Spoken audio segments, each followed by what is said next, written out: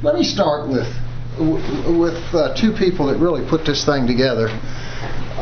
This is Mom and Dad when right at the time of the sale of the T.W. Samuels Company, which was 10 years before Dad got inspired to get back into the business. His inspiration came from the fact that Mom told him he was either going to get a job or she was going to throw him out of the house. So this was 43, 53. He went to the Navy for a few years and then came back. And this is a real special thing because most people don't understand or realize that my mother designed the Maker's Mark bottle. And she never designed anything before, and she didn't have access to a glass company. She was a school teacher. So paper mache, she knew how to do that. And so she made the first Maker's Mark bottle out of paper mache. She was also a calligrapher, so the Maker's Mark type style was hand designed by her. It's now an international type style. She was a chemist in school and had a small collection of 19th century cognac bottles, all of which were sealed in wax. So she took on the project in 1957. As the whiskey was maturing, Dad was all proud of himself because it was actually starting to taste good. And she decided that he wasn't interested in the commercial side of all this, just the craft side. And we were running out of money as a family. So she got involved. And our breakfast room table at home is a lot like this table, except it doesn't have the drops. And I had two sisters and me. And I'm on one side, they're on the other. Mom, Dad down each end. And Mom kept her experimentation secret until one night, right before the end of school year, 1957, and she comes up, and I'm thinking this probably won't work because she had zero sales skills. Y'all know the difference between a teller and a seller? She was a teller. So this was going to work. If Dad liked it, everything's fine. If he didn't like it, it was going to be a war. He didn't like it. So we're sitting there, and he's saying, "No, Mar, just wax it and real practical. We need to go do something else." How the bartenders? He's only thinking about Kentucky bartenders. You know, they weren't too smart back then, and they'd probably cut themselves trying to get the wax off because nobody thought about a tear tap or anything like that. So he says, "No, we got to be practical." And she's down there, and she just stood up, put her hands on the table, and said, and we're getting fearful. So my sisters and I are starting to slide, and she says, "Bill, do you remember when we were both at the University of Louisville together?" And he thought the subject had changed. He had won the discussion. And he said, "Why, yes, I do." And she said, "Do you remember that one of us finished first in the class?" And we knew it wasn't him. And that was the end of that discussion. And I think back on that about once a month, just because if he had won the argument, I'd be doing something else because we might not have made it.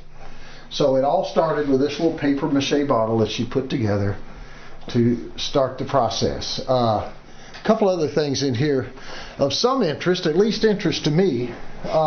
We have a special connection to one of the great families of Bourbondom, and that's the Beams. We lived next door to them for about 75 years. My grandfather and Colonel Beam were the very best of friends. Jim Beam was my godfather. Right there's a diamond stick pin. He gave me two things before he died: that diamond stick pin and his whiskey drinking glass. Old tub. And I've still got both of them. That's the door deal guy, and that's Mary Beam. She was probably the most devout Catholic in town, and he was probably not the most devout Catholic. And there was little squabbles over that. This is Colonel Beam's son, Jeremiah Beam, and he's the one that forced me to join the Sigma Nu fraternity when I went to college because he was a national officer, and signed that for me. He said, "You'll do good." Colonel Beam's nephew was the first distiller down here, Elmo Beam. His brother, David, had about 100 boys, and they all became master distillers around the country. And we got Elmo. This is another one of my mentors. We stayed pretty close to I had three mentors. Well, other than my father, I had three mentors, and all three of them were famous. The two most famous Kentucky businessmen of all time. That's one of them. Harlan Sanders was the other one. I was Harlan Sanders' first employee.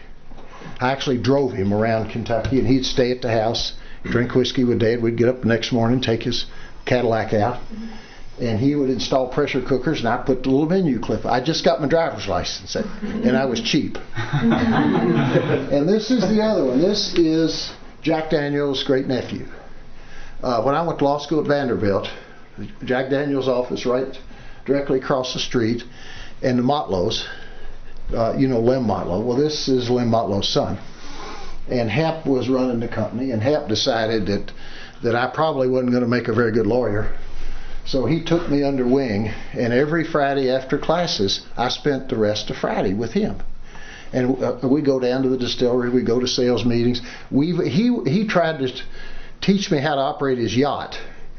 And it was a flawed process, because we'd go out in Old Hickory Lake, drink a bottle of Jack Daniels, and then try to bring the boat back in. And I distinguished myself one time by bringing it in sideways. And he had his cook in the little boathouse, which was attached to the dock, and he was making up ribs. And time we got in that little boathouse, there was ribs on the ceiling from the force that boat hit the dock.